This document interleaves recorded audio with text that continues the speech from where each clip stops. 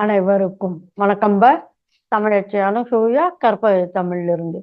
இந்த பதிவில் நாம் காண இருப்பது பிஜிடிஆர்பி தமிழ் பாடத்திற்கு உரியரிப்ப அலகு 1 இடம்பெறுகின்ற புதைப்பொருள் ஆய்வு குறித்த மாதிரி வினாத்தாள். இன்றைக்கு 3வது மாதிரி வினாத்தாள் காண இருக்கின்றோம். வீடியோவை முழுமையாக பாருங்கள். நன்றி. வாங்க வீடியோக்குள்ள போகலாம்.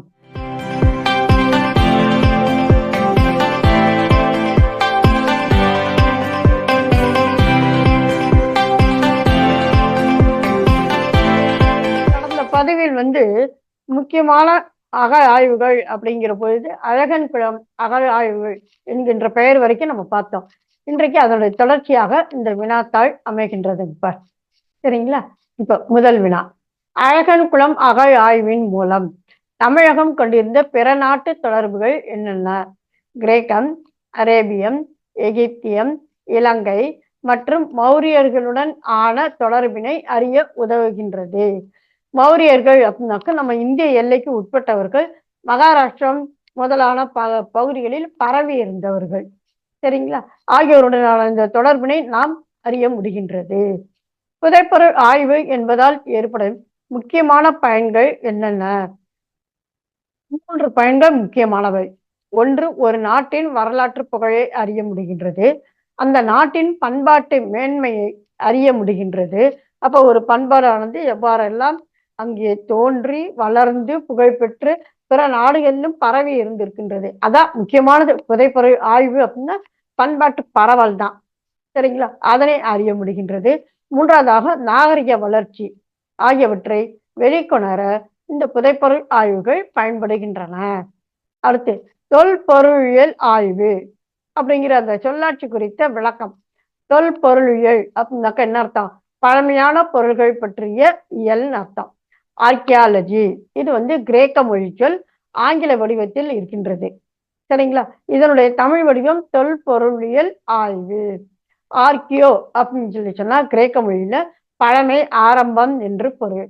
லோகோ அப்படின்னு சொன்னா இயல் அல்லது அறிவியல் பூர்வமாக என்பது பொருள்.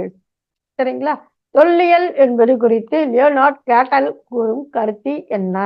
மனிதன் மண்ணில் தோன்றிய காலம் முதல் கடைசி உயிரினம் இந்த புவியில் வாழும் காலம் வரை உள்ள நிகழ்வுகளை விளக்குவதுதான் தொல்லியல், அதாவது புதைப்பொருள் ஆய்வு, அகழ் ஆய்வு, தொல்பொருளியல் ஆய்வு என்று கூறுகின்றார். சரிங்களா? அடுத்து, பேராசிரியர் வெங்கட்ராமன் தொல்லியல் குறித்து கூறும் கருத்துகள். 1000 புத்தகங்கள் நீச்சலை பற்றி படித்தால் நீச்சல் கற்றுக்கொள்ள இயலாது. நீரிலும் குதித்து நீந்தினால்தான் நீச்சலில் தேர்ச்சி பெறலாம்.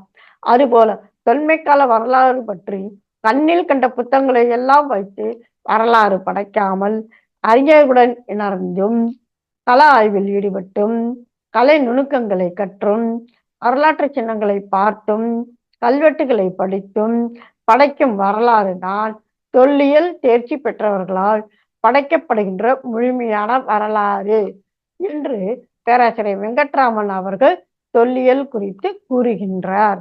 அப்ப சும்மா புத்தகம் பார்த்து படிக்கிறதுனால நம்ம வளர்ந்து விட முடியாது. இந்த மாதிரி எல்லாவற்றையும் இணைந்து அவர்களோடு இணைந்து செயல்படணும், பார்க்க வேண்டும், எல்லா அனுபவமும் படணும் அப்படிங்கிறாரு.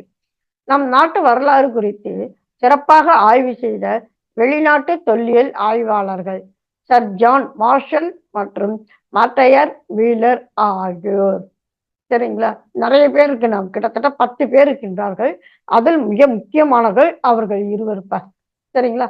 19ஆம் நூற்றாண்டின் புகழ்பெற்ற தொல்பொருளியல் முன்னோடிகள் என்று எவரை பாராட்டுகின்றனர்? ஹெய்னிஸ் சிலிமன், அவர் ஜெர்மன் நாட்டை சார்ந்தவர். விட் ரிவர்ஸ், இங்கிலாந்து நாட்டை சார்ந்த அறிஞர். சர் பிளிண்டர்ஸ் பெட்ரிக், இவரும் இங்கிலாந்து நாட்டை சார்ந்த அறிஞர். சரிங்களா? இப்ப இவர் பற்றியும் இப்ப நம்ம அடுத்து நம்ம பார்க்க இருக்கின்றோம். இந்திய வரலாற்றை முழுமையாக ஆய்வு செய்தவர் என்கின்ற பெருமை யாருக்கு உரியது? ராபர்ட் புரூஸ் பூட் ஆகியோருக்கு உரியது. வரலாற்றுக்கு முந்தைய கால இந்திய தொல்லியலின் தந்தை என்று அழைக்கப்பட்டவர் யார்? ராபர்ட் புரூஸ் பூட் ஆவார். தொல்லியல் துறை குறித்த அறிஞர்களின் கருத்துக்கள். இப்ப நம்ம பார்த்த வெங்கட்ராமன் கருத்துக்கள், அந்த மாதிரி இன்னும் நிறைய பேர் கூறியிருக்கின்றார்கள். அது முக்கியமான கருத்துக்கள். ஏன்னா நம்ம தேர்வுல இந்த கருத்தினை கூறியவர் யார்? என்ற வினாக்கள்லாம் அமைப்பார். அதனால் இங்கே ஒரு தொகுப்பாக கொடுக்க பெறுகின்றது. சரிங்களா? ஜாக்கட்டா ஹாக்ஸ் என்பவர் புதைப்பரு குறித்த ஆய்வில் கணிதம், அறிவியல், புள்ளியியல் நுட்பங்களை பயன்படுத்தும் போது அது மனித நோக்கத்தை இழந்து விடுகின்றது என்கின்றார். புரூஸ் ஜி ட்ரிகர் என்பவர் தொல்பொருள் ஆய்வானது அறிவியலை அதிகம் சார்ந்திருக்காமல் வரலாற்று விளக்க கூறுகளுக்கு முக்கியத்துவம் கொடுக்க வேண்டும் என்று அவர் கூறுகின்றார். டேவிட் எல் கிளார்க் அவர்கள் அறிவியல் சாதனங்களையும் ஆய்வு கூடங்களையும் பயன்படுத்தியும் பிறத்திரை வல்லுநர்களின் ஆலோசனைகளை ஏற்றும் செயல்படும் அறிவியல் பூர்வமான ஒரு பிரிவாக தொல்லியல் ஆய்வு செயல்படுவதால் இதை புதிய நவீன தொல்லியல் என்று கூறலாம் என்று அவர் கூறுகின்றார். அடுத்து கோர்டன் சைல்ட் என்பவர் வரலாறு ஒரு குறிப்பிட்ட கால வரையறைக்குள் தான் செயல்படும்.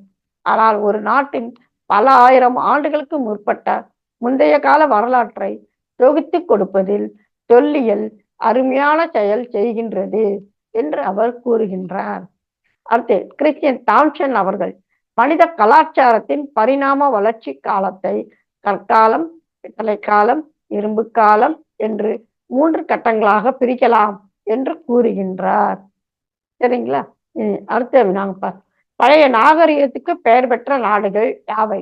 அல்லது தொல்லியல் புதைப்பொருள் ஆய்வு மிகுதியாக நடைபெற ஏதுவாக இருந்த நாடுகள் யாவை? மிக முக்கியமான வினாங்கப்பா, பார்த்து கொள்ளுங்கள். இந்தியா, பாபிலோன், சிமேரியா, எகிப்து, கிரீஸ், பாரசீகம் போன்ற நாடுகள் தான் இந்த மாதிரி பழைய நாகரிகத்திற்கு பெயர் போன நாடுகள். சரிங்களா? எகிப்திய மொழியியலுக்கும் தொல்பொருளியலுக்கும் அருந்தொண்டு ஆற்றிய அறிஞர் யார்? பிளிண்டர்ஸ் பெட்ரிக் என்பவர் ஆவார். 1861 இந்திய அரசின் தொல்பொருள் ஆய்வாளராக நியமிக்கப்பட்டவர் யார்? Lord Cunningham. அதாவது கன்னிங்காம் பிரபுன்னு சொல்லுவாங்க, அல்லது லார்ட் கன்னிங்காம் என்று கூறுவார்கள். அவர் பொறுப்பேற்றதுக்கு அப்புறம் பார்த்தீங்கன்னா ரொம்ப ஈடுபாடு கொண்டு இந்த தொல்பொருள் ஆய்வு நிறைய மேற்கொண்டார். நிறைய வெளியும் கொண்டு வந்தார் அவர். லார்ட் கன்னிங்காம் தமது தொல்பொருள் ஆய்வு திறத்தால் வெளிக்கொணர்ந்த அடையாளங்கள் யாவை? அர்னோஸ், தக்ஷீலா, சங்கலா, சீகா, அக்ஷிதரா, பைரேட், சாங்கிஜா, ராவஸ்தி, கொள்ளம்பி, பத்மாவதி, வைஷாலி, நாலந்தா ஆகிய அடங்களை எல்லாம் அவர் வெளிக்கொணர்ந்தார். பெருங்கற்கால சான்றுகள் பற்றிய குறிப்புகள் காணப்படும் இலக்கியங்கள் யாவை? நற்றிணை, 1810, புறநானூறு, அகநானூறு, மணிமேகலை, ஐங்குறுநூறு ஆகியவற்றில் இது பற்றிய குறிப்புகளை நாம் காணலாம். இதுவரை தமிழகத்தில் நடத்தப்பட்ட அகழ் ஆய்வுகளை தொல்லியல் அறிஞர்கள் எவ்வாறு வகைப்படுத்துகின்றனர்?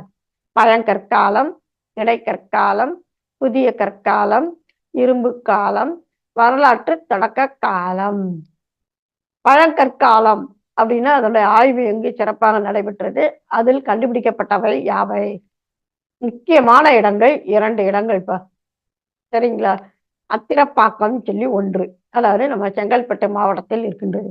அடுத்து 2வது பார்த்தோமானால் சோகன் நதிக்கரை வட இந்தியாவில் இருக்கின்றது. இந்த 2 இடங்களில் நடைபெற்ற ஆய்வுகள் தான் பழங்கற்காலம். மறக்கவே மறக்காதீங்க. இந்த ஆய்வு அப்படின்னா இந்த ஊர் அப்படிங்கிற பெயர் முதலில் நன்றாக நினைவில் நிறுத்துங்கள். சரிங்களா? இதில் கண்டுபிடிக்கப்பட்டவை ஏராளம். அதில் முக்கியமானவை கைக்கோடரிகள். அது பேர் சென்னை கைக்கோடரி என்று கூறுவார்கள். ஆப்பிரிக்காவில் கிடைக்கின்ற பழங்கற்கால கைக்கோடரிகளை போன்று இவை இருந்தன. அது பேரு பாட்டினேஷன் என்று கூறுவர். அதே போன்று அச்சூலியன் வகை கோடரிகளும் கற்கருவிகளும் கிடைத்தன. கற்காலம் அப்படிங்கிறனால அந்த கருவிகள் கொண்ட தகவல்கள் இங்கே கொடுக்கப்பெறுகின்றன. மற்றபடி கண்ணாடி வளையல்கள், சங்கு வளையல்கள் அந்த மாதிரி நிறைய கூடவே கிடைத்திருக்கின்றன. சரிங்களா? அடுத்ததாக புதிய கற்காலம். அது எங்க நடந்தது அப்படின்னா இதுவும் ஒரே ஒரு இடம் தான், நன்றாக நினைவு வைத்திருங்கள். வேலூர் மாவட்டத்தை சார்ந்த பையம்பள்ளி என்கின்ற இடம், அதாவது சேர்வராயன் மலைப்பகுதி. புதிய கற்காலம் ஆய்வு நடைபெற்றது இந்த ஒரே ஒரு ஊர் மட்டும்தான். அதான் சொல்கின்றேன், ஒவ்வொரு ஆய்வு அப்படின்னா எந்த இடம், எந்த ஊரு, என்ன மாவட்டம் அப்படிங்கிறத மட்டும் இதுக்கு இது அப்படிங்கிறது நன்றாக மனதில் நிறுத்தி கொள்ளுங்கள். சரிங்களா? அதே மாதிரி முதலில் ராபர்ட் ப்ரூஸ் என்பவர் ஆய்வு மேற்கொண்டார். பின்பு நரசிம்மையா என்பவர் ஆய்வு மேற்கொண்டார். அவர் எப்ப அப்படின்னு சொல்லி சொன்னோம்னாக்கா 1964, 68ஆம் ஆண்டுகளில் அவர் ஆய்வு செய்தார். சரி. இந்த புதிய கற்காலம் அப்படின்னா என்னென்ன கண்டுபிடிக்கப்பட்டன? எலும்பு கருவி, அதே போன்று கற்கோடரிகள், கூர்முனை கருவிகள், ஊசி முனை கருவிகள் இதெல்லாம் பார்த்தீங்கன்னா எலும்பினால் செய்யப்பட்டவை. சுடுமண்ணால் செய்யப்பட்ட கூம்பு வடிவ பொருள்கள், பானைகள். தமிழக கற்கால வரலாற்றில் ஒரு முக்கிய திருப்பமாக அமைந்தது இந்த ஆய்வு முறை. சரிங்களா? அதனால இந்த வினாவை நன்றாக படித்துக் கொள்ளுங்கள். அடுத்ததாக கொர்க்கை அப்படிங்கிற ஊர் மிக முக்கியமான இடம் பெறுகின்றது. ஆய்வு அப்படின்னு சொல்லி சொன்னா அது பற்றிய குறிப்புகள் ஸ்ரீவைகுண்டம் மாவட்டத்தில் இருக்கின்றது. அதாவது தூத்துக்குடியில இருக்கின்ற ஸ்ரீவைகுண்டத்தில் ஒரு சின்ன ஊர் இந்த கொர்க்கைங்கிறது. தன்பொருணை ஆறு பாய்கின்றது. பாண்டியர்களின் தலைநகரமாக இருந்தது. முத்துக்குளித்தல் சிறப்பாக நடைபெற்றது. அதுவும் பார்த்தீங்கன்னா போர் கைதிகளை கொண்டு இந்த முத்துக்குளித்தல் தொழில் செய்தார்கள்.